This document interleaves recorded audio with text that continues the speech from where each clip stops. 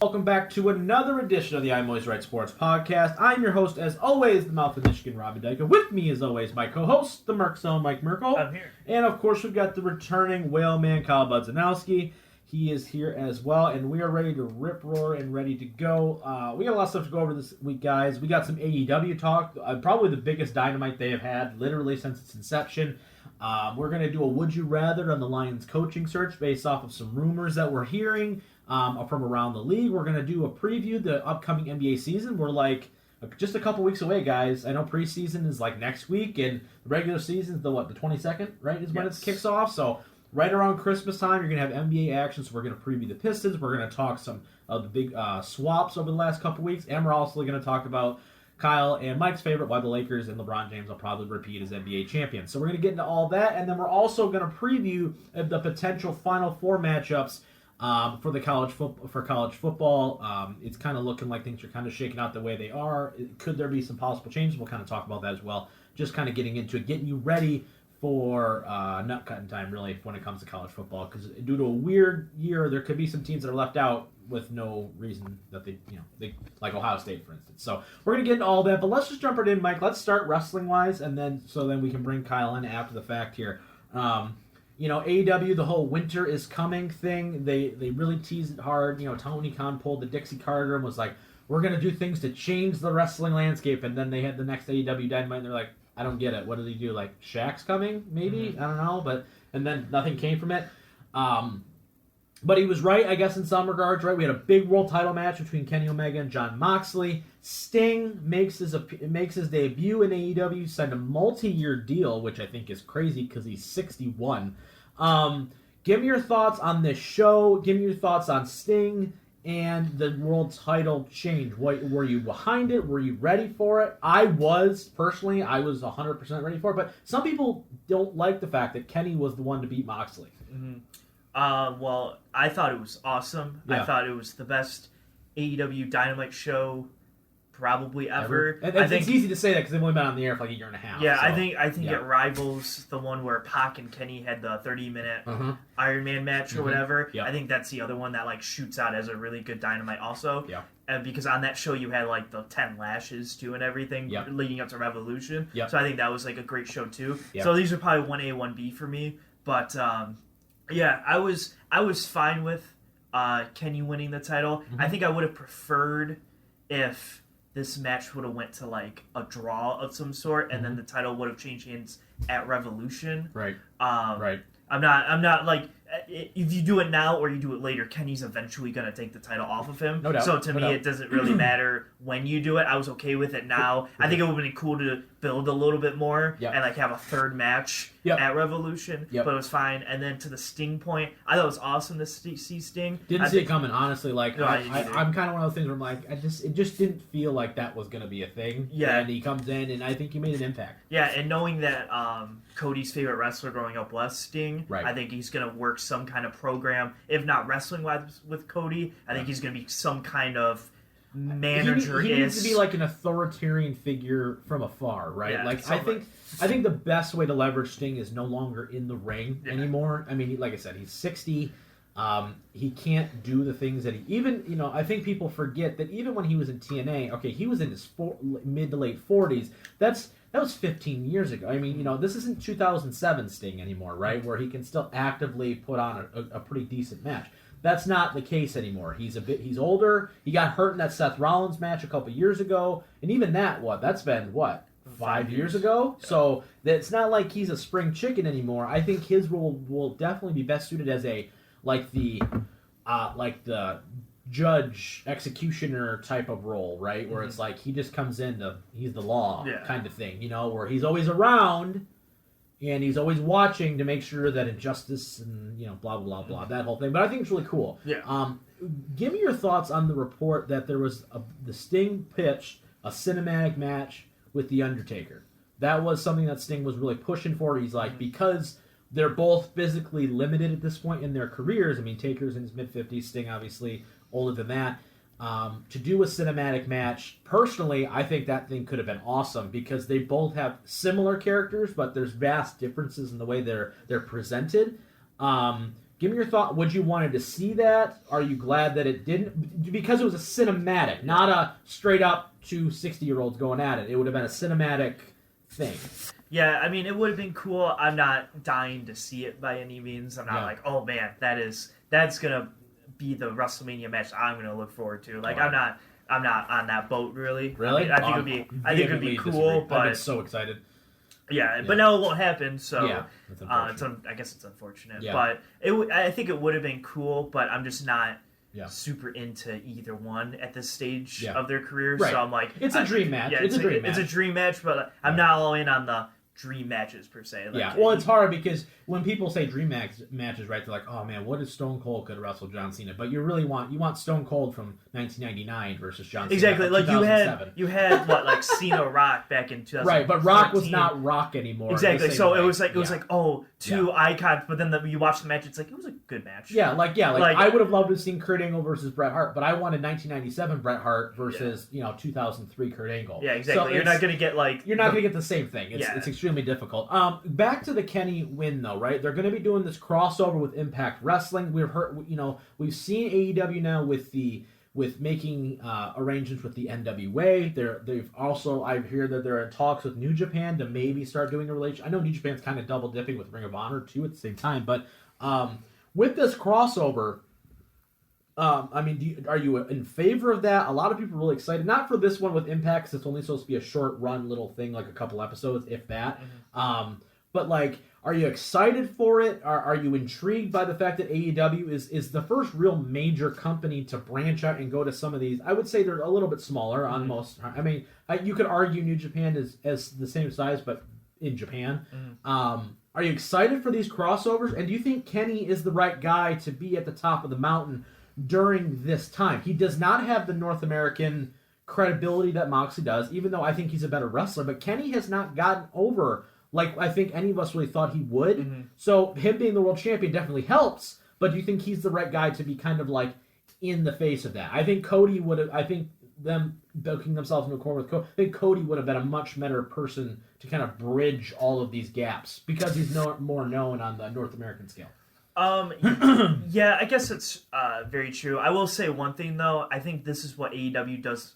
I'm not even going to say a lot better because WWE doesn't do it, right. But I think WWE would benefit strongly from doing it. Yes. So I think that they just don't. WWE has a lot of people on the roster, right. But there's not a lot of variance that you can do with the same 60 people or 100 people or whatever, but it's not a lot of variance. Where AEW, it's like something starts to get stale, we'll just bring in a couple New Japan guys or Ring of Honor guys to spice up a couple of these things until you want to see what we previously did again. Right. So I think AEW is doing a fantastic job at balancing their roster, but bringing in other people. Right. And to the Kenny Omega point, I think Omega would be probably my second choice to Cody. Yeah. But I think that Kenny, if the commentators can do a good enough job explaining storylines that happen, because if you were to bring in bigger name New Japan guys, if they get a guy from if they get Okada or something like that, that's what I mean. Then it's over. If you're bringing in Okada, Ibushi, Naito, they come over, and if you can explain, okay, this is what because you did a pretty good job with Kenny and Chris Jericho explaining they had this one match and they hated each other, blah blah blah, for their second one at Double or Nothing 2019. Where I think if you have Naito come over and you go, man, these guys battled at every G1 and they were in these epic wars. Yeah. I think people can get excited for those kind of matches. So Kenny can build that the footage as well. And AEW is doing one thing. I think WWE is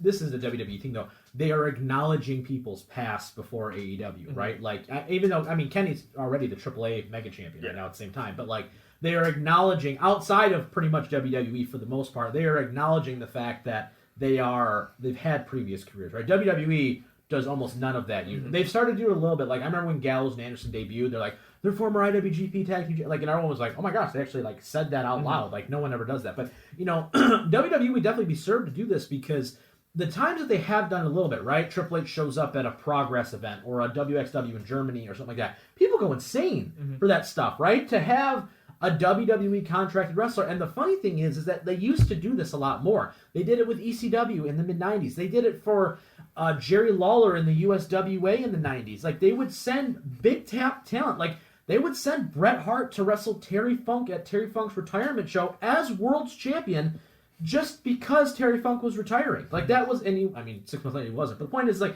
they would send an Undertaker to wrestle a young Kane in the Memphis territory for Jim Cornette just because. Like, certain things like that Vince would do all the time. So it's weird to me that they would not, try and do a little bit more of that, especially because they were working so closely with Evolve, and that was working. Like, we went to that Evolve show. They had Walter and Ciampa there and a couple other big names where you're like, oh, crap, like, they're here. And they're, you know what I mean? So it makes a big deal when they do that. So I figured that I think it's going to come more. I think when Triple H takes over is really when it's going to be more prevalent. Real quick, just one more thing on the Kenny thing. Were you shocked to see him win it?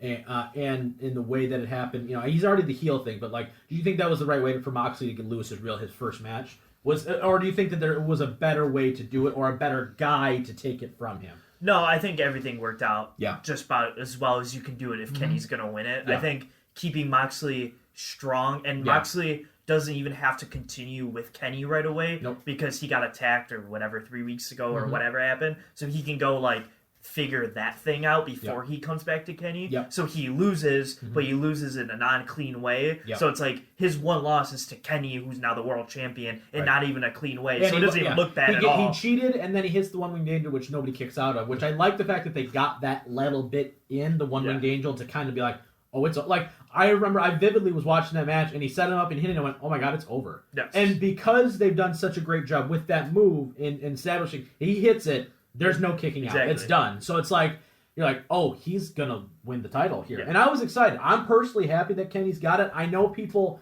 because he hasn't gotten over the way that I think a lot of people thought he would immediately in North America, but you got to think, too, he wasn't positioned after Double or Nothing when he loses to Jericho. He hasn't been positioned as, quote-unquote, a top guy either. Did the tag thing, right? They were doing that, but you can argue, okay, tag teams can be as big. No, they can't. It's just a fact. They're not. So, I think this next 6-month reign that he's going to have is going to prove. Do you think that they could have achieved the same thing, though? Because you have a heel champion now with MJF, and they should have pulled the trigger at All Out? I think it's actually now better that they didn't, because having MJF only hold the title for 2 months, I don't think is very good. Like, I think. Well, I'm assuming if MJF has it, Kenny doesn't take it then. Yeah, so I like the whole. I like what they did now. Like, I guess that's one of those. I always. Yeah, I would say hindsight 2020 is I was mad then. I was too. But now seeing right now where we're at, I'm like, I'm totally okay that the road everyone took and how it's and honestly, when you look at it, just a quick note on MJF, right? What they're doing is they're putting him under the Jericho tree and just saying, by the way, become a star. Yeah. That's literally what they're doing. So here you go, just become a star, and then your time will kind of come here. Yeah, Hangman. I'm assuming it's going to be Hangman. Hangman will take it for. I would assume maybe not even this upcoming All Out. Yeah. But the following All Out. So not 6 months from now, whenever they have it, but the following year, I think could potentially be where you finally see MJF and Hangman for the title. Agreed. I think that's where your two main event stars are, because they really need to. Once again, though, my only concern with having a heel champion is you need baby faces. You don't got a lot of them right now. A lot of, and not any really, quite frankly. So everyone's turning heel. No one's being a baby face. So that's one thing to take note of for sure. All right, let's kind of shift off of wrestling now, though. Kyle's nearly falling asleep over it. I'm sorry, buddy. It's okay. Let's jump into some basketball talk, though. We're not going to do any commercials today, guys. We're not actually going to be filming the show. We're going through some stuff here at our studio. We got some rearranging going on. We're probably going to be moving studios at some point, so that's why we're not been filming the last couple weeks. So we will get back to that at some point. So bear with me, bear with us on that. Let's talk basketball, though. The big news coming out of the NBA right now, as we're right on the precipice of the preseason, John Wall and Russell Westbrook getting traded. I'm going to wait to talk about the Lakers to the very last thing, just to tease you. That's going to be great. But that is the big news, though. Outside of the 2 contract extensions, I get it, but the big news, like the blockbuster thing, is John Wall going to the Rockets, Russell Westbrook going to the Wizards. Kyle, give me your thoughts on that trade. It's basically swapsies. There's a protected first rounder going to the Wizards, which is never really going to be realized. It's going to wind up turning into second rounders.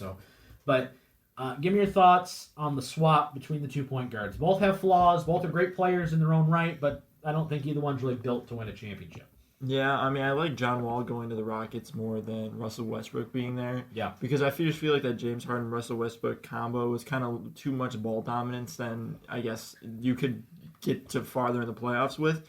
And James Harden came out and said that he would rather play with John Wall. It's James Wall. James Wall. And I think Westbrook going to the Wizards is just going to be more ball dominance. I don't really think much is going to change. You're going to have Bradley Beal, but I think it's going to stay a lot similar, just like how we saw when he moved to Houston with James Harden. So I do like John Wall and Houston a lot better. And where does that put them on your spectrum as far as like in the West, right? Does this then make them does this increase like if before this, right, say they were a 5-6 seed, right? Just like off the top of my head. Does this make them a 4 or a 3 seed based off of just this one individual move, or because they got Christian Wood now too? You've got some pieces in Houston. Their starting 5 actually doesn't look bad. You got, PJ Tucker in there. You still got Harden. You got pieces in Houston, but you got a new coach. You're not going to probably be running as much run and gun as maybe you were in the past with D'Antoni. But so, I mean, where does this put Houston for you in your Western Conference rankings? Are they worse now? Are they better off now? I don't think they changed much. I think their ceiling is probably like a 3rd, 4th seed, but I think they're going to be somewhere around that 5. The 5 through 8 kind of range there. Because the West really, I mean, you look at it, you got a couple up and coming teams right now too. I mean, you look at, I think the Jazz are right there. You got Denver, you got Dallas. You've got a couple teams right now that are really all kind of in it. Mike, same question to you. I mean, thoughts on the trade? Who wins the deal? And give me your thoughts on both the Rockets and the Wizards, because I think the Wizards, I think this was strictly, we need a star. And Bradley Beal's probably going to leave at some point, so we need a star. Yeah, no, I think the Wizards won the trade because I don't think the Rockets. The Rockets are the 5th best team in the West, and I don't think they're moving up or down much from getting John Wall. I think the Wizards, you can argue, John Wall hasn't played in 2 years. Yeah, John Wall hasn't played in 2 years, so they were probably the 10th, 11th best team, and they moved up to probably the 8th or 7th best. And you may laugh and go, "Wow, 8 or 7," but that's a playoff spot, and that's possible for an upset there. Right. So I think the Wizards won just because they probably moved from non-contending to being able to be a potential, at least a low-seeded contender. Right, and when you have Westbrook there too, right? If Bradley Beal then's like, okay, maybe I can get some of the pressure off me. Because one thing about Westbrook, we make fun of him a lot, but at the same time, you're going to get 2 things out of it. You're going to get max effort every single play, right? And you're probably going to get 20 points a game. Like, let's be honest, right? He's just a machine. He's got a high motor, right? I mean, with that high motor comes a lot of money and a lot of him having to have the ball in his hands. But at the same time, he does make plays, especially in the regular season. He can will it. He willed an Oklahoma City team to the playoffs. Let's be real. So there is a little bit of that to be thrown into there as well, where you can go. And I think you make a great point where the Wizards are like, we ain't got nothing going on. We got Bradley Beal and a whole bunch of schmucks. Now it's like, okay, we got Bradley Beal, Russell Westbrook. We got a good front court. Maybe there's something. There's something we can do. Thoughts on Houston? For Houston, do you see any change really in their projections at all? No, they're a 5-seeded team that'll probably get eliminated in the second round, and that's probably where they're going to stay unless some massive upset happens. Like if Utah upsets the Clippers in the first round, they play them or something. Which now is not really that unlikely anymore. Yeah, maybe not. Might not be unlikely, but if something huge happens where they have a major advantage, but then they maybe make the conference finals, I guess, if everything goes perfectly for them. Right. But they're a semifinal team at best. Okay, yeah, for sure. All right, let's talk about. I want to talk about the Pistons here, and then we'll get to the Lakers. All right, it is what it is. We talked a couple weeks ago, Mike, about how this entire roster is basically overhauled, right? Yeah. They signed the third Ball brother. Let's do it. We're doing it the Pistons way. The Pistons kill me because it's like, I know they couldn't have drafted the LaMelo, right? But it's just funny if it's like, oh yeah, you want a Ball brother? Let's get the worst one and sign him to it. You know what I mean? It's just that's how we do it. It's just one of those things where it's like, oh yeah, you like that? It's the Detroit way. Let's sign the guy that was really good for about 5 years before this, and then sign him. Let's do that.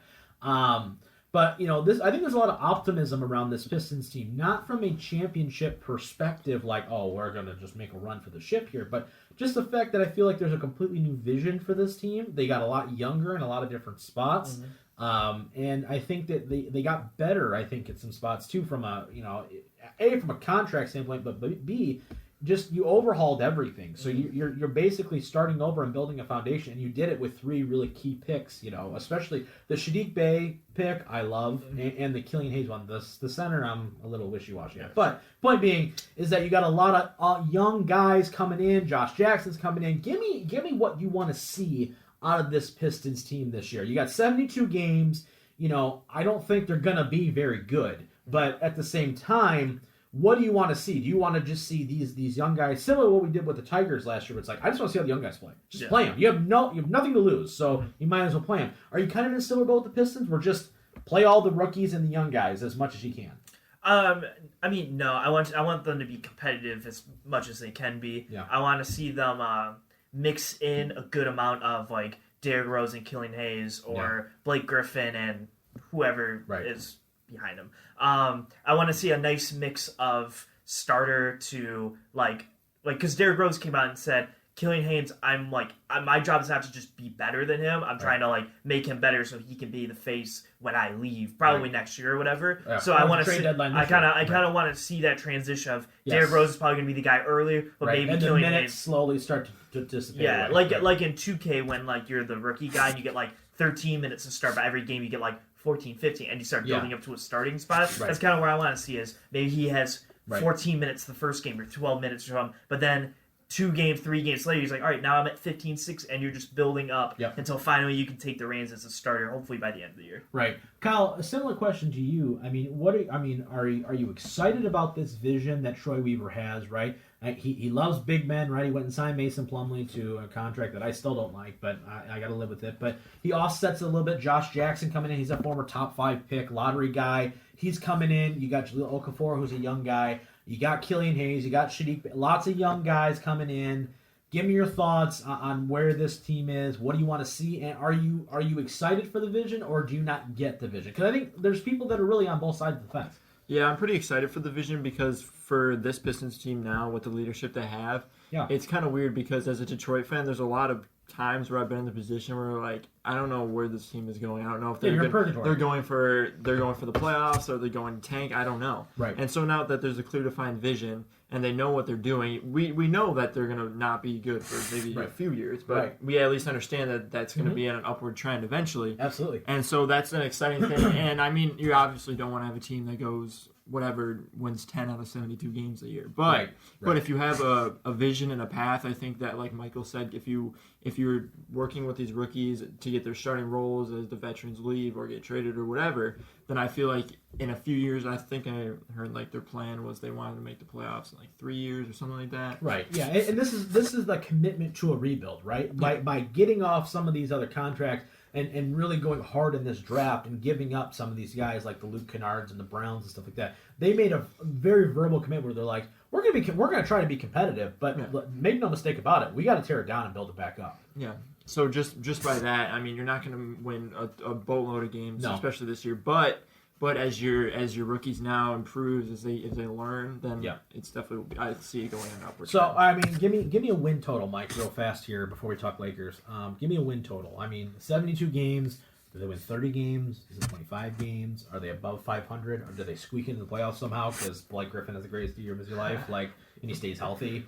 Like, what do you think? Because that's what they did 2 years ago, right? They rode Blake Griffin to death, and we squeaked in, and then just got obliterated. Yeah, so. I'm gonna go 32-40. 32-40. That's actually respectable, I think. It with the caveat is that rookies are taking over starting positions. Well, I would assume that they can finally beat some of the bad teams. Like I think they can maybe be at a point where they're good enough to beat like the very, very bottom of the NBA right now, kind of like where like I would say the Knicks, maybe like the Bulls, like all those teams that really aren't competitive right now are. Right. And then if you can be good enough to maybe beat some of the better teams, you're obviously not going to beat the top tier teams, but some of the better teams, I think you get 32. Give me same thing for you, Kyle. Give me a win total. Are they making the playoffs? Are they winning the NBA championship in four games? What are they doing? I think they'll win in between like 25 to 30 games. 25, 30 games. I think that's a fair number. I don't think they're going to be very good. And honestly, I think that, especially depending on how they start out, in the first 15, 20 games, if they're like 8-12 or something like that, then maybe you really need to kind of jumpstart those minute boosts, get Derrick Rose traded to a contender, and start playing some of these guys because if you're going to suck, you might as well suck while developing guys. Yeah. And you might play loose and just let the kids go, right? And then if you're terrible, okay, then we got a good shot of getting a lottery pick then. Rather than, all right, we got to cling and clutch to these veterans taking up minutes. I mean, Blake Griffin's going to get his minutes regardless, but everybody else is pretty much like, you don't got no real guaranteed nothing outside of maybe Jeremy Grant. So, you got a lot younger in a lot of different spots. I'm excited for the first time in a long time about watching this team, just simply off the potential aspect of it. I just want to see him play and be like, this could be something. Yes. So that's exciting. All right, finally, we'll get to it. We'll talk Lakers. Anthony Davis, he signs his Supermax deal, or like that, $193 million. He's going to get number 23 at some point, too, because LeBron's a nice guy. He's going to take over number 6. LeBron signs a 2-year extension. Buy New Jersey. You got to buy a New Jersey. Oh, damn, I wasted all that money buying the first one. What was I say? LeBron signs a 2-year extension, so, yippee skippy. They've made a lot of big moves. The Clippers have gotten progressively worse. No one can argue that fact. And they paid Marcus. Is it Marcus Morris or Markieff? Marcus. Is it Marcus? I don't remember. Markieff is the Piston guy. He's not on the Pistons either. He's on the Lakers, he was, right? Yeah. Okay. So, Marcus Morris gets a massive contract for whatever reason. And so, the Lakers are definitely looking like the favorites again, especially with going on in the East or in the West.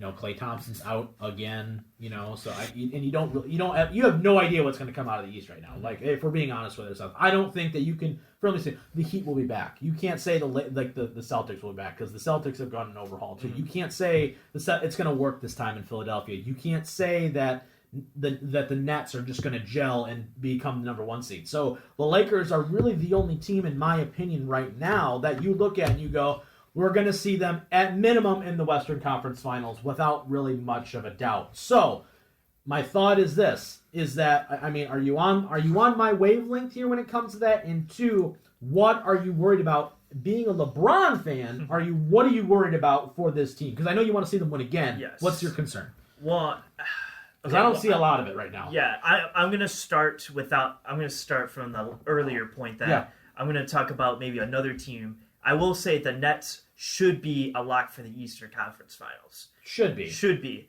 Now, that's contingent on people telling me that Kevin Durant is the second best player in basketball. Now, he can't be the second best because Kawhi's number 1, right? Yeah, exactly. So then, exactly. And then LeBron's number 7, right? Yeah. So I don't know where he gets put in there. Because that's obviously how it works here. Oh, good Lord. But yeah, so Kevin Durant's the second best player in basketball. Yeah. I don't think it's very close. So LeBron's 3. To LeBron's 3. I'm sorry, I'm just gonna keep going. It's fine. Sorry, continue. But yeah, so Kevin Durant's the second best player. So as a top 2 player in basketball, I think that you should be able to lead your team. Very good team, by the way, because you have pieces. You have a lot of pieces. You have Karis LeVert's playing very well. Kyrie Irving is very good. Do they have Dinwiddie still too? They still have Dinwiddie. Yeah. And they have Jared Allen. Jared Allen, who's like the 7 foot. He's a very good big. He's got an afro. He's got an afro. Oh, well, if he's got an afro. So he's taller than he actually is. Yeah, he's actually like 7'2", actually. Okay. So all jokes aside, I think the Nets are a pretty hard lock for the Eastern Conference Finals, and if they're not, I think that's something to be talked about. Don't trust me. Come on, we know what we do on this show. If you're supposed to be a quote unquote lock for something and you don't do it, a la Clippers, a la Bucks, we're gonna rip you a new one. So those are the 2 teams I would have locks for the conference finals. Okay. I think the East is very competitive outside of that. I think you would say early that the Bucks would be a favorite, but I think you saw what the Heat could do to them. Right. And the Bucks, let's be clear, the Bucks have not. I would not say have gotten quote unquote better. They've gotten better. I don't think they have, and here's why. I don't think that they've done enough to get them any, because at the end of the day, the offense is still going to have to run through Giannis. Agreed. So I'm not confident that the moves that they've made. Who did they trade for? What was the guy? Drew Holiday. Drew Holiday, right? And Drew Holiday's very good, no doubt about it. He's very good. However, is that going to be enough with Middleton to get you over the hump if Giannis is rendered somewhat neutral? Yeah. That's the question, right? And I don't know if that is going to be enough for other these teams that are just going to play solid defensive ball. I think it is. But again, that's why I'm not locking the Bucks, though. Right. Is I'm locking the Nets. And they also gave up a lot. Yeah, I'm locking the Nets. I'm not locking the Bucks for anything. Yeah. And in the West, the Lakers are the only team I can lock. Because I think also outside of the Lakers, I think you can argue Dallas with Luka. If Luka has what potentially could be an MVP. If Porzingis can just stay healthy, that would help. If Porzingis is healthy and Luka plays like he does, they have a chance. You saw what Denver can do. Yep. I guess Houston can be a name. I think the Jazz are right there too. The Jazz are up there. The Clippers have Kawhi Leonard, so they should be up there too. Yeah. And then even the Warriors have a very deep bench, even though you lose Clay. You could argue, I think the Suns are a team that are Suns are on the rise. They're on the lower end of that, but Chris Paul has willed less to more. So you have, I would say, Portland Trailblazers with Damian Lillard. Like you have like 8 or 9 teams where I'm like, most of those teams I just named probably won't make it. Of course, but I can make an argument for those 8 teams, but I can't argue the Lakers not being there right now. Right. So I would have Lakers and Nets as locks. Okay, give me if you are a Lakers fan, or if you're somebody that wants to see the Lakers lose, give somebody some hope on why they want to lose. Yes. What's their hole right now? They still have shooting. They're still. I mean, you got your 2 biggest players. You just signed Montrezl Harrell or whatever how you pronounce his name. He's coming over now, right? Mm-hmm. What is it the point guard position right now? But LeBron plays point forward anyway. But Rondo played a big part in what they did. Dwight Howard played a really big role for them, allowing Anthony Davis to kind of roam a little bit and not have to protect as much. They've lost pieces, but I don't think they've lost anything so much valuable that they're going to be like vulnerable in an issue. So you follow the team better than I do. Give me a reason why they could be in trouble. Yeah, there are 2 reasons why they could be in trouble. The first reason would be I think they don't have as good perimeter shooting as they did last year.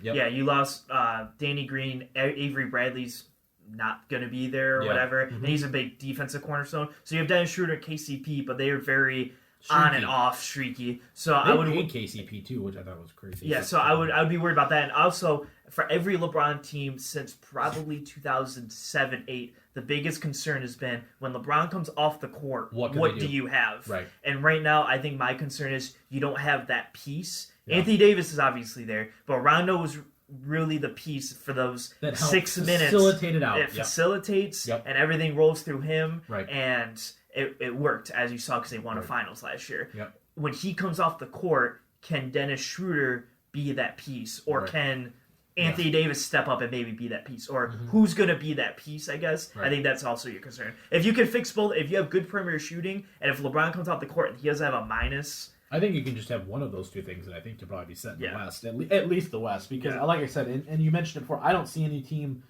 really that's going to rival them outside. I mean, the Clippers on paper maybe, but like even then, I'm not confident in that combination. I think Paul George is awful, so it is what it is. Kyle, similar question to you. I mean, there is a common theme here with a lot of these LeBron championship teams. There's a guy outside of LeBron that makes that team go, right? Whether it's Ray Allen coming in and providing that extra sharp shooting, right? Kyrie on fire coming back down from 3-1, right? Like there are guys that rise up in those moments outside of LeBron that help get them over the top, right? Like LeBron brings them to the dance and say, okay, I'm going to still do my thing, but I need somebody else out, even those Heat teams, right? Like, okay, you had Wade Bosch, but it's like, okay, I need that Ray Allen guy to come in and really make this happen. I needed who was their point guard at the time? Mario Chalmers. Mario Chalmers, right? Where, like, but the point is, though, he played meaningful minutes for those guys, right? So I need a Udonis Haslem, whatever the case may be. And they relied on that last year with a Rondo, with a Dwight Howard, with a Danny Green making clutch shots at the right time. KCP had the greatest stretch of his career. Give me a flaw for this Lakers team. If I'm an opposing coach, how do I beat the Lakers?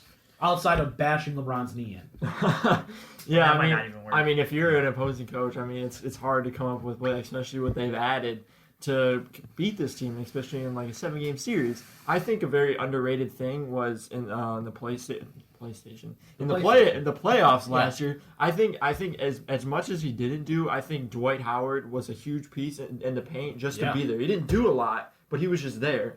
He was a rim protector. He did what Anthony Davis didn't have to do. So Anthony Davis was allowed to be athletic and be a freak. Yeah, exactly. So just his presence. Down low. Caused the ball to have to be moved around the paint more. It couldn't be driven in as much. Yep. I don't think that's a huge piece. I think if you're an opposing team, I think you take advantage of some of these new guys. Some of these because Rondo was like a veteran guy. He knew what to do in a situation in plenty of situations. He's been in the finals before, right? I think like attacking a Dennis Schroeder, all the new guys they got, especially when LeBron's not on the floor.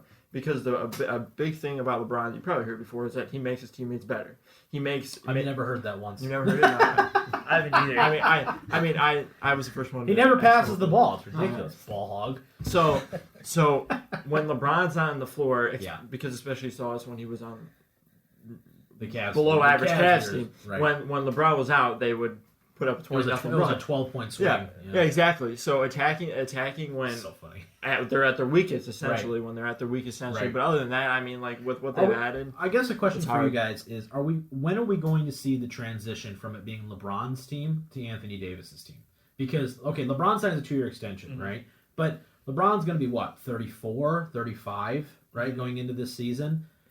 I mean, you're every day is one day closer to 40, right? Yep. And he's not going to be, I get it, he's a genetic freak, I understand, but he can't be this way all the time. I guess, we can keep saying it, but Brady's still doing it, but it's whatever. But point is at some point he's going to slow down, right? When are we going to see, is it this year? Is it next year? Are we going to see the transformation where LeBron is still going to be a good player, but LeBron is not always going to be the best player on the floor at all times? When are we going to see the transition from him to because Anthony Davis, while he played great, Anthony Davis was up and down in those finals and in the Western Conference. Where it was like, okay, Anthony Davis plays well, we won the game. Anthony Davis doesn't play well, and LeBron's got his shoulder at all. They were 500. Mm-hmm. So it's like LeBron needed him to kind of step up his game, and he did in key moments. But when are we going to see Anthony Davis take, I guess, the final step in like, nope, the Lakers are now my team, and I need to be the one that LeBron is going to assist me, not the other way around. Yeah, well, I thought you saw it last year through the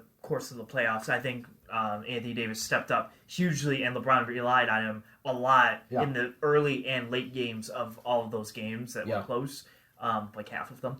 But this upcoming season, I don't see.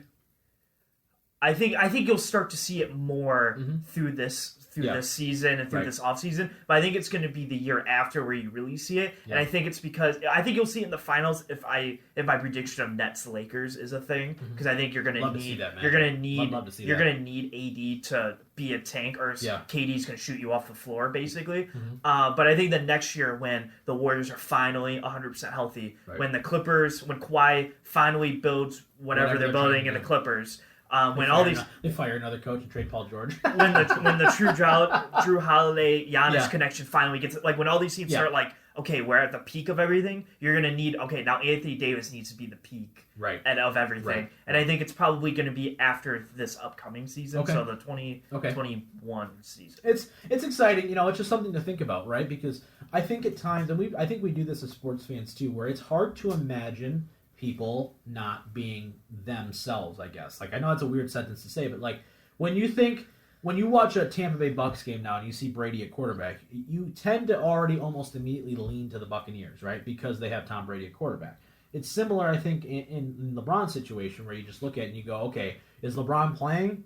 All right, I'm going to take that team. It doesn't, you know what I mean? Just based off of that, right? It's like, I don't think the Lakers will not be a favorite in the entire year, right? They'll be favorites in every single game they play this year, barring injuries, right? Yeah. So for me, but we are going to see that point. We're sitting with Tom Brady right now. I'm going to keep using Tom because Tom, is the greatest quarterback of all time. So it's like, you look at it and you're like, okay, you're seeing issues with Tom now, right? The long ball has not been consistently there. He's thrown more interceptions this year than he has in a long time. Things aren't the same, right? At some point, LeBron is not going to be the LeBron that he is. Yeah, I would say, to the last point before we move on from this, I think the one thing that keeps LeBron turning is passing. It's the passing will keep him in the league for as long as his body and his legs will allow him to be. Yeah. Because unlike people like, say, Kobe, Jordan, these guys who are like, I have to shoot and we have to score to win. And when you kind of lose your touch on shooting or not being able to score as well, you just get older. Yeah, you just get older and you can't do it as well. Yeah. LeBron can go down to 15 points per game and pass and get 10, 11 assists and still be efficient as he can. Yeah, so I think that's why it's so much longer and it can sustain way longer than everyone else. Absolutely. So I think it's going to be still a good amount of time before you see any kind of diminished returns from that. Yeah, it could be, right? I'm just waiting for the day where he just goes, I'm kind of done. Because it's going to send like shockwaves through everything. No, because we'll have Bronny to cheer on. Yeah, he'd be a future Piston. Yeah, he's going to Piston draft him. LeBron's going to sign a 1 year with the Pistons. And they're going to win a title together. It would never happen. But if that actually happened, can you imagine? Well, it would be with the Pistons. It would be with anybody else. No, it'd be literally he would like. Well, if the Pistons had the number 1 overall pick, and they're like, because at some point here, pretty quickly, I think the NBA is going to go back to you can just draft kids out of high school. I'm sensing that's coming. This COVID thing, I think, has delayed that, but I think that's where they were kind of heading anyway, because it doesn't do anything good for the colleges anyway to have one and dones. So I think there's a very high possibility where it's like the Pistons are going to be like, hey, maybe we just rebuild for a little bit, and then we just go, oh, hey, look, LeBron's son is there. We're going to take him with the caveat that LeBron comes with him for one season to yell at him for us so that we don't have to. And then LeBron becomes a part stakeholder in the team, and everything's right in the world.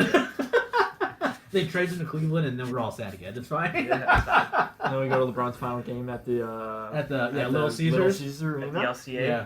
And that's the game where he breaks his leg and it's all gross, and I was like, oh, now he's gonna walk with a limp for the rest of his life. That'd be horrible. Sad. All right, that's really impressive. Think about it. Let's talk college football here to end this week's show. We're kind of getting down to the nitty gritty. Last couple games. Shocker, Michigan not in the Final Four picture right now. I know. I will say Kyle was probably shot. Joe Milton was going to be the savior. And then I wish I had a saved text from Kyle that said, "Man, this schedule is really easy. We might be able to go undefeated to Ohio State." I wish I saved that text message, but I deleted it. Oh, when 5 Penn State comes in and wins by 10, it's fine.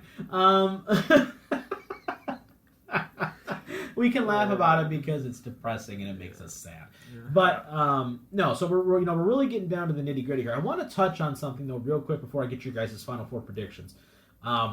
There is a possibility that there are a couple teams out there right now, like Ohio State is the one that I'm really focusing on here, that could potentially be excluded from the Final Four just simply based on the fact that they're not going to be able to play enough games, and that's scary, right? Because it's one of those things. But you say that, but if Michigan gets canceled, and Michigan's canceled right now, they canceled last week. So with the Big Ten regulations, where you got to wait 3 weeks before you can play, this is a big deal. So are you concerned at all that any team is going to be affected in that way, where you're we're going to be missing out on a couple teams because they were shut down by COVID, or there's a team that you think is good enough but has lost some games, like Clemson losing to Notre Dame because Trevor Lawrence didn't play? Are you concerned that we're going to see a team maybe ousted from the Final Four simply based off of what has happened with COVID?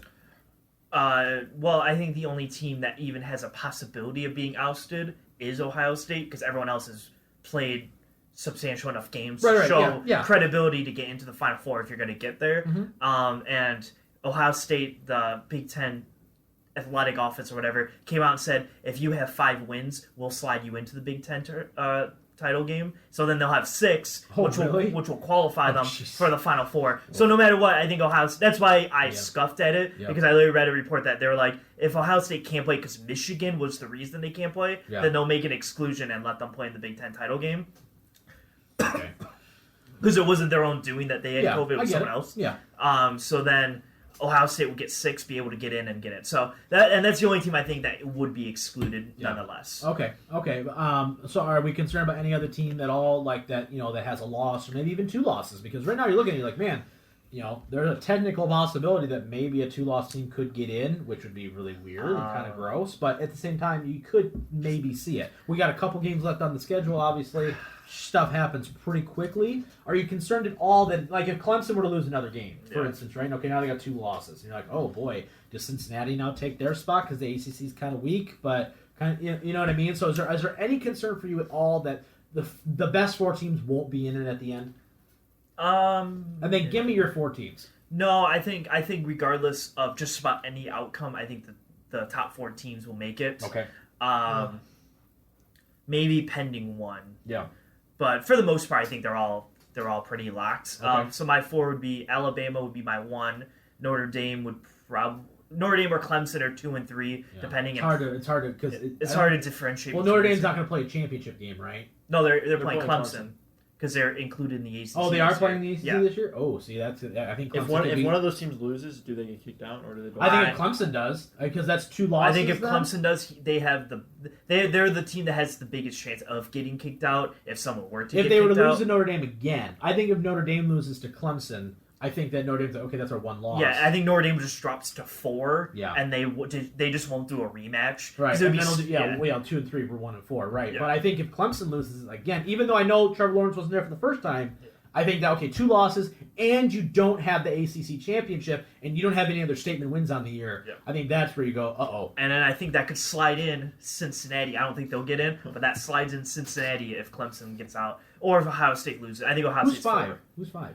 Texas A&M. Texas A&M. Okay. But they're not playing in the SEC championship game, and they've lost, I think, 2 games, and their 2 games were the only two good games. They got their ass blown out by Alabama and I think by Florida. So, okay. And those are going to be the 2 teams in the SEC championship game. Right. Florida 6, but they're playing Alabama, and I'm assuming Alabama's just going to like roll over them. Yeah. I'm assuming. Yeah. I guess if Florida wins, this is one of the few years change. that I think that the championship games actually like have like legitimate meaning, because most of the time, like, you see, what was the one year? I think Clemson played Duke or something in the ACC championship game, and I was like, all right, you know what I mean, or something. It was something really like heavy-handed like that, or last year Ohio State played Northwestern for the Big Ten title game, and you're like, okay, sure, you know what I mean. So this is one of the first few years that we've seen where these championship games are really going to be like, oh, all right, like this is going to mean something. And I'm assuming your 4 is Ohio State then. Yeah. So you got Bama, Notre Dame, Clemson, just as of right now until the championship game, and then Ohio State. And then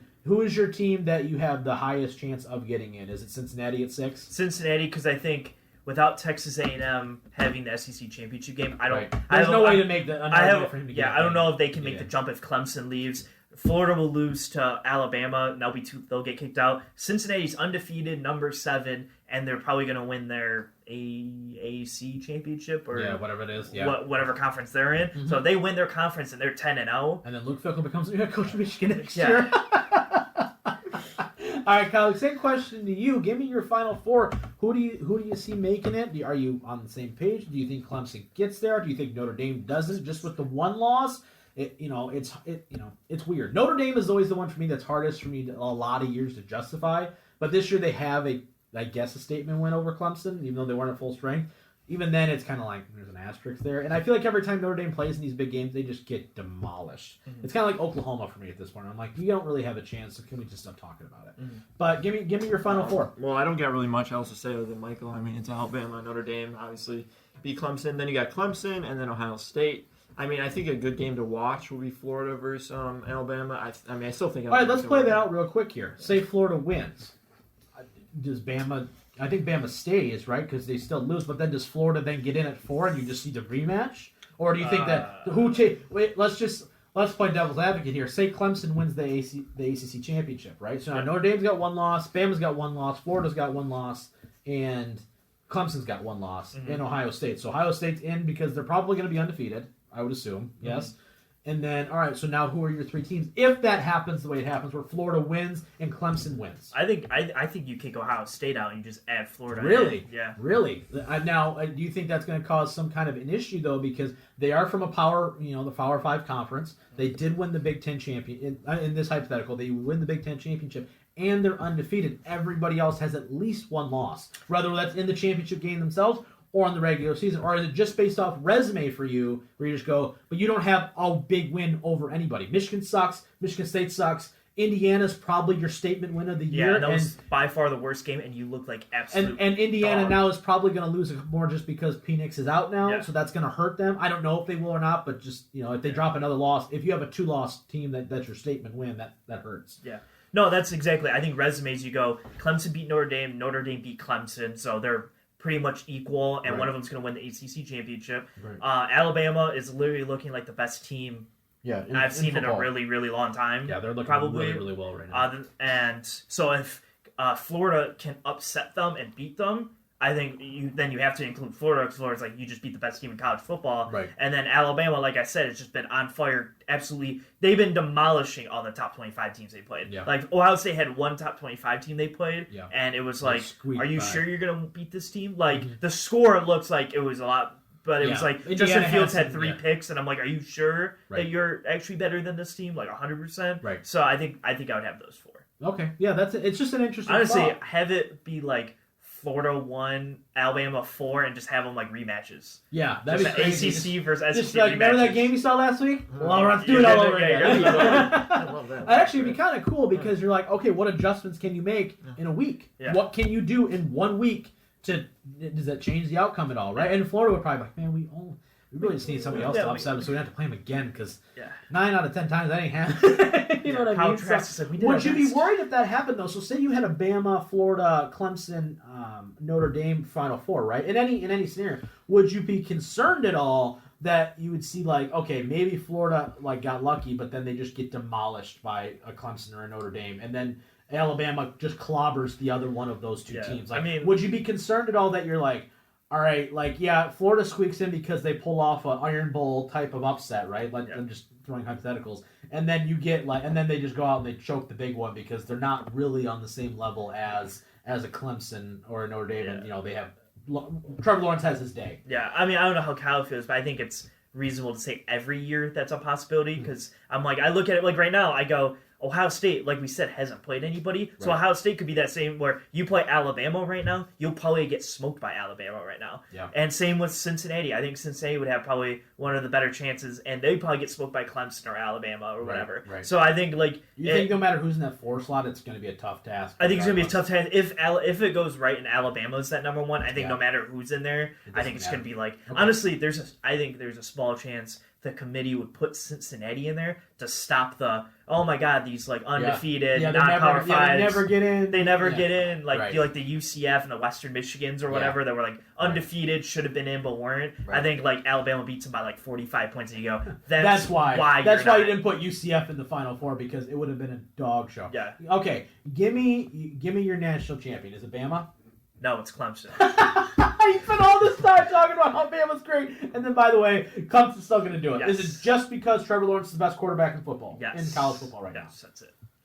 That's legitimately it. Okay. Him and Travis Etienne will carry them. Travis Etienne's got a hole in the damn ball. All right, so you got Bama, Clemson again, and Dabo gets the nod? Yes. All right, okay.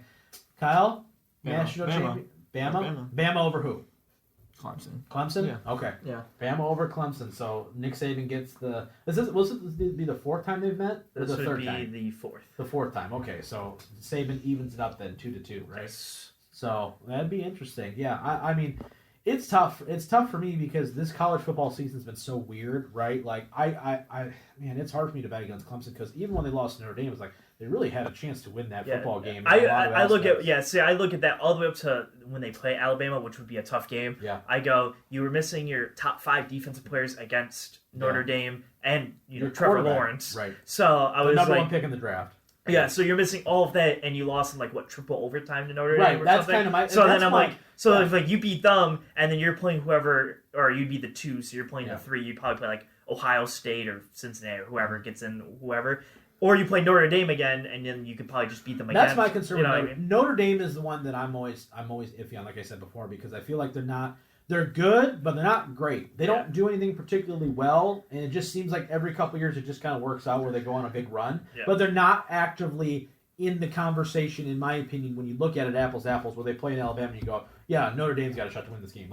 I have no confidence that Ian Book can beat Alabama's defense. 0%. You know what I mean? So, that's always my concern. That's why I'm like, maybe Notre Dame doesn't even make the Final Four, because I'm not gonna lie to you. I think I take the credibility of what Ohio State was able to do last year with some of the things that they did against Clemson, where that game was literally one mistimed throw away from Ohio State winning that game. Mm-hmm. So if that guy goes right instead of left, the game's over, right? So it's one of those things where I'd almost rather lean Ohio State just based off the fact that I think they have a better chance of competing at that level. But at the same time, to your point, it's hard based off of how they've played this year for me to go, it's a guarantee that Ohio State's going to play better because you haven't seen it. And they lost so many pieces last year. Ohio State did that I don't think enough people are talking about. So there's some. I'm going to say Bama probably gets it, but it's by a sliver. Just because I think that it's hard to bet against Saban. It really is. It's kind of hard to bet against. I still have a small think that I think New England's going to back into the playoffs. I don't know how, but it's just going to be one of those things where they oh, by the way, we're the 7th seed. And then they get destroyed by whoever. But, the point is, it's he just kind of wills it. You know what I mean? Okay, last topic real quick before we end the show. I almost forgot about this. All right, would you rather? We've been hearing some rumors now that the Eagles are potentially not happy with Doug Peterson, okay? Super Bowl winning guy, beat Belichick in his own game with Nick Foles as his quarterback. Anthony Lynn is potentially on the hot seat as well. I'm not as intrigued in him, more the Doug Peterson one. But anyway, Or would you rather hire Robert Salah or Saleh, I don't know how you pronounce his last name, an Eric Bieniemy, whoever your top guy is, Gutekunst from whoever, blah, blah, blah, blah, blah. What would you rather have? Kyle, we'll start with you. Would you rather, I'm not talking GM, just head coach, would you rather go with a guy who's already has head coaching experience that has a proven winner? Let's just say Doug Peterson's the guy, right? Taking Anthony Lynn out of it. But would you rather get a guy like Doug Peterson? He's won a Super Bowl. He turned the Eagles to a championship contender. They've been competitive. They make the playoffs on a pretty consistent basis. They even still technically have a shot now. And he's done some good things. He comes from the Andy Reid coaching tree, which is a lot more fruitful than anything Belichick's done. Or would you rather get the new hotness, the Robert Salehs, the Eric Bieniemys, the guy that he's never been a head coach? A lot of people like both these guys.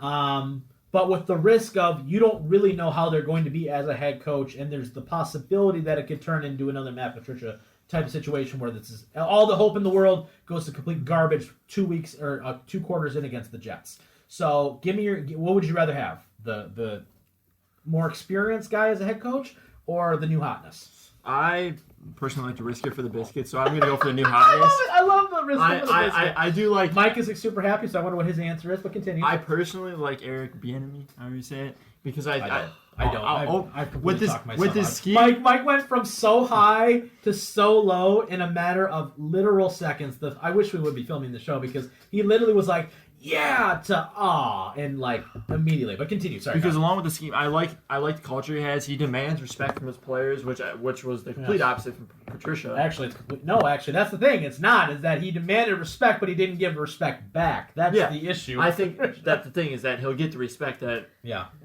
causes a culture for the team. I think that's what you need, along with the good play scheme. I think that you need the culture to go with it, just like you see with Jim Harbaugh. Just with Jim Harbaugh, this is not going well for you. Just like with his players not believing in him. Okay. With the players not believing in the system, and that's how you have problems and all those problems, and coaches get fired. Okay.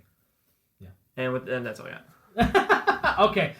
Can I, before I ask Mike this, at the beginning of this season, right? I would say Eric Bieniemy would probably on my top list, but with what has happened, a lot of things have kind of opened my eyes. Number one, right, with Bieniemy, even though if he may or may not be calling the plays, right, I think you run into the risk of it turning into Patriots version 2 just offensively, where you're assuming that if you hire Eric Bieniemy, you are going to be getting the Kansas City Chiefs offense with Patrick Mahomes at quarterback. You're not going to get that. That's the problem, you know what I mean? Because Mahomes can overshadow and can cover up flaws because of how good he is, right? And whether it's Stafford or a rookie quarterback, right?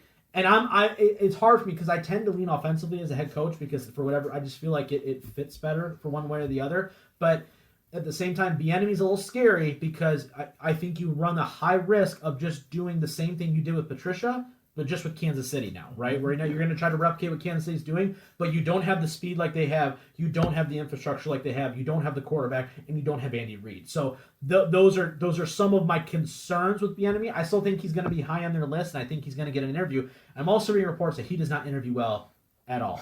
So that's also another big thing where he just walks in and like, give me the job. You know what I mean? So that scares me a little bit as well. Not trying to tear it up, but like for me personally, Mike, same question to you. Yes. Do you want Doug Peterson or a guy who has head coaching experience before, who has done things well? Like even before, we hired Caldwell, everyone was on the Wisenhunt train because he took Arizona to a Super Bowl, turned Kurt Warner around. Do you want somebody like that, or do you want the new hotness? Do you want Robert Saleh? Do you want the offensive coordinator out of Tennessee? Do you want the defensive coordinator out of Indianapolis? What's your thoughts? Well, I will agree to halfway what Kyle said. I will agree. I want the new, I guess you could call it the new hotness, whatever you want to call it. Yeah. But I'm going to go a different side. I want Robert Saleh, defensive coordinator for the 49ers, so badly that it's like not even funny, actually. Really? So you're like super on the sled. Oh, I am super on the train. Yeah. And if I'm completely wrong, we can look back in this like 3 years from now and go, like, you were super wrong. But I am super hard on his train. And I would say the difference between him and Patricia is, and kind of the difference between Andy Reid and whatever, is they are coordinators of a head coach that are the same thing. That's a great point. So like Andy Reid and Bieniemy are both offensive-minded guys. Right. Matt Patricia and Belichick are defensive guys. I think the difference between Saleh is he's a defensive guy to a head coach who's an offensive guy. Right. So He's calling the plays. He's calling the plays. There's no influence from the head coach helping you call plays and doing. It's him. He's doing more of like a Sean McVay thing, where he's like he is the guy running this defense. And then Wade Phillips was the head coach of the defense. Exactly. Where I think Slay right now is the head coach of the defense, and if we can get any kind of semblance of what that defense and bring it to Detroit somehow, I think it would be fantastic. And here's why I think a lot of people are high on Slay too, and is because he's what they're doing in San Francisco right now, not last year, right now. They are banged up to high heaven. They don't have a starter on that defense right now that's not hurt. And they're still playing really well defensively. So I think that is a big... He's from Michigan. It fits every freaking thing. It really does. Like, the story writes itself. He's also my top guy as well personally. I tend to lean offense usually just in general when it comes to these, just based off the fact that I feel like sometimes it's easier to get a defensive coordinator than it is to get an offensive coordinator to really make things run the right way. Plus, if you get an offensive guy and you're getting to the point where Stafford is nearing the end of his time here in Detroit, you would assume, I think, that sometimes it's kind of easier for like, okay, if you're an offensive coordinator, like McVay is like, okay, they got Goff, I can work with Goff. I know what Goff can do kind of thing. Whereas a defensive guy, you're like, yeah, defensive guys tend to want to run the ball more, and that's not really where the league is going. It's more, you got to air it out. So, but Saleh is definitely my first choice.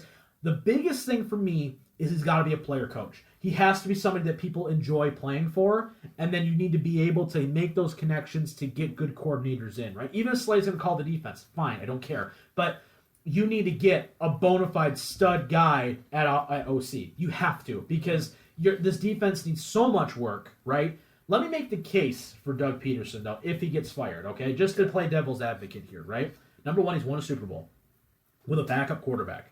Number two, the Eagles have never been this competitive since Andy Reid, right? Number three, I do think that Doug Peterson is one of the few guys to come from another coaching tree and make it his own and be successful at it, right? I think he's done a pretty nice job. Take the Wentz struggles this year out of it just for a second. Wentz has played really well. He was on an MVP kind of tear that year. They won the Super Bowl before he got hurt. So, Peterson has a proven track record of developing guys, right? The biggest issue that I think that Peterson is having right now, and I think this also goes to Howie Roseman, the GM, is that they're not drafting well. And that is a huge flaw, and I think that's a stain a little bit on Peterson's time in Philadelphia a little bit, is because they're not drafting well, and their free agent signings aren't panning out very well either, and the lack of depth and the lack of adaptability that Peterson is now having to face. Because if we look at that team that won the Super Bowl, outside of Wentz, that whole team was healthy. Everybody was playing on fire, right?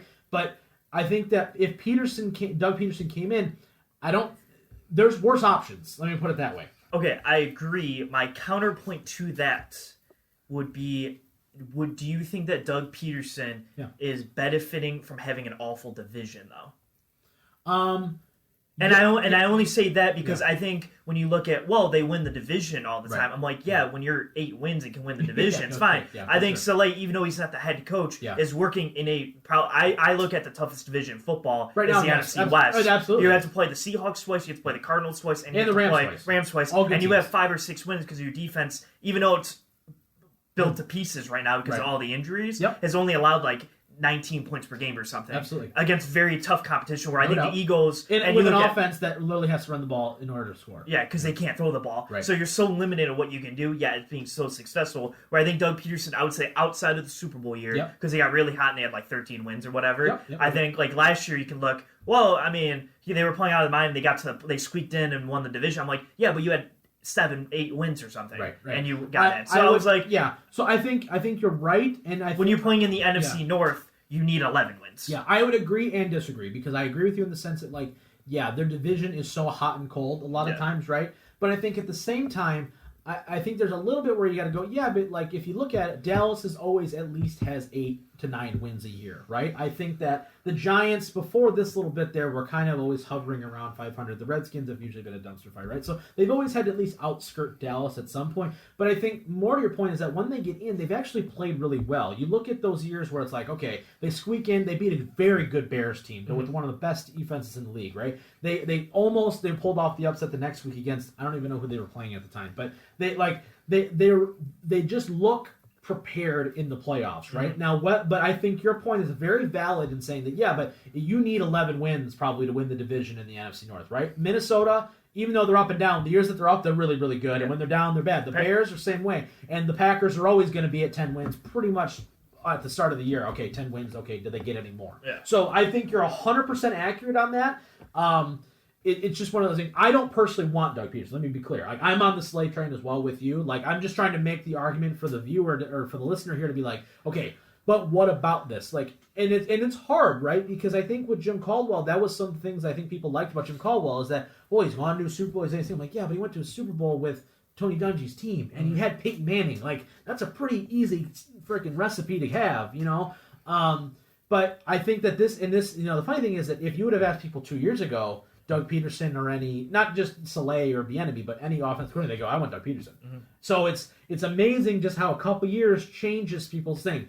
If their three options are Bieniemy, Saleh, and Peterson, it's not the worst options that you could have. Let me put it that way. I think Bieniemy right now is pretty much, I've kind of talked myself out of him just because I am so gun shy of just basically trying to replicate what they're doing in Kansas City.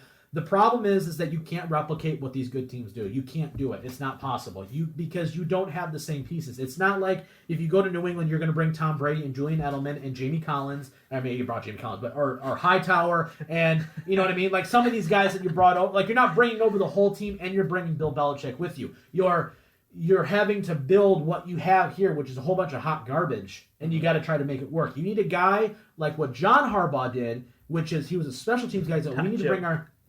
Well, no, but John, because when John Harbaugh got hired, he was a special teams coordinator, and they brought him in, and he imprinted his own identity. Mike Tomlin, even though he was a defensive coordinator for a while, he brought in his own identity to the Pittsburgh Steelers. He didn't just win with Bill Cowher's team. He has kept them competitive, and they're the best team, or second best, if you want to say the Chiefs are, the best team in football on his own merit and what he's been able to do. He's hired good coordinators. He's understood when he hired a bad one and fired him pretty quickly. So you need a guy, regardless of who it is, and I think Saleh gives you the highest probability of that, to bring in his own identity to a team.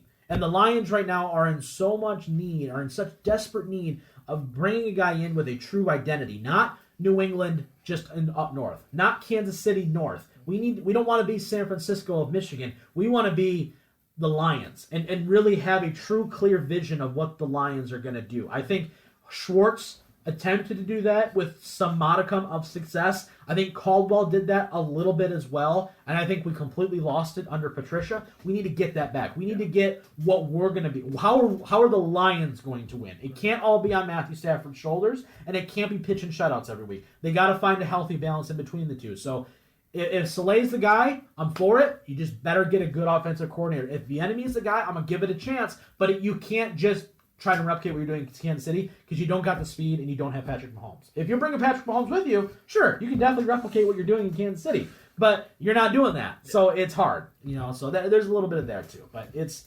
interesting. It's going to be fun to see where they go. I'm also hearing some rumors that they're possibly going to be hiring the coach first, then the GM.